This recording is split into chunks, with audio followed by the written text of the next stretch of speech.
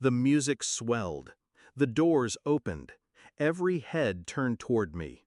But the space at my side, where my father should have been, was empty. He wasn't there. He had chosen her instead. My sister, the one who hated me enough to sabotage my wedding day with a party of her own. And he went to hers. I should have felt broken. I didn't, because I knew something no one else did. He wasn't the one walking me down the aisle. Someone else was. And when Dad found out who, it drove him mad. Once I thought my sister and I were close. We shared secrets in the dark, whispered dreams into the night. But envy eats through bonds faster than fire. She always needed to be first. First in grades, first in friends, first in Dad's eyes. When I got engaged, she smiled too wide, congratulated me with a grip too tight on my hand. I should have known. Her silence was never peace. It was planning. 2 months before the wedding, Dad grew distant. Calls unanswered, meetings postponed, his excuses vague. Then the truth dropped, casual as a knife. "I can't walk you down the aisle," he said. "Your sister's hosting an important event. She needs me there." A party, a petty celebration timed for the same day, and he chose her. I remember the pause after he spoke. He expected me to cry, to beg, to shatter, but all I did was nod. Because the second he betrayed me, I shifted. I stopped being his daughter. I became the architect of his reckoning. I didn't fight for his attention. I didn't plead for his presence. I planned. Quietly. Precisely. First, I invited someone no one expected. The man my father despised most. The man he once betrayed. The man who had raised me in every way he hadn't. Uncle James. Not by blood, but by loyalty. He was there when Dad wasn't. He was steady where Dad faltered. He was everything a father should be. Second, I made sure Dad would find out.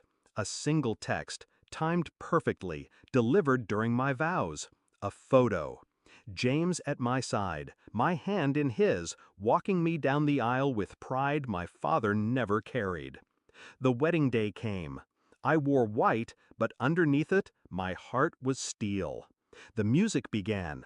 I stepped forward, and James took my arm. The guests rose.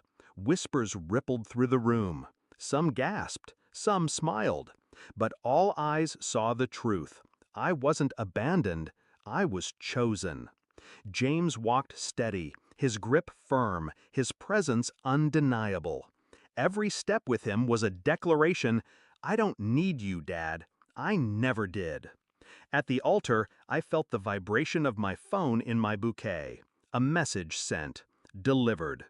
Later, while we toasted champagne and danced under soft lights, I imagined the scene. Dad, at her party, surrounded by empty laughter, his phone buzzing, opening the photo, seeing James beside me, smiling, strong, rightful.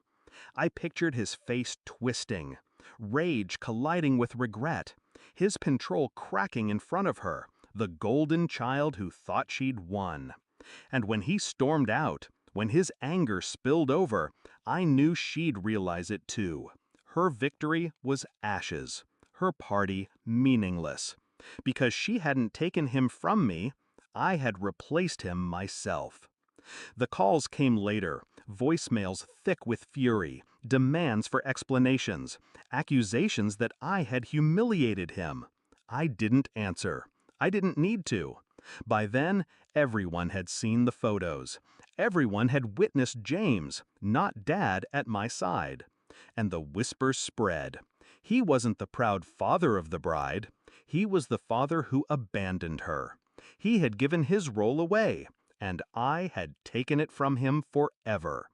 They thought I would crumble, that a daughter without her father's arm would look small, pitiful, broken. But I stood taller. Because power doesn't come from who abandons you, it comes from who stands beside you when they do. My sister thought she'd stolen my day, but her victory was hollow. because while she clung to his shadow, I walked with the man who deserved the title all along. And Dad, he's still seething, still pacing the ruins of his pride. Because in the end, I didn't just lose a father, he lost a daughter. And that loss, I know, will haunt him far longer than any wedding vow.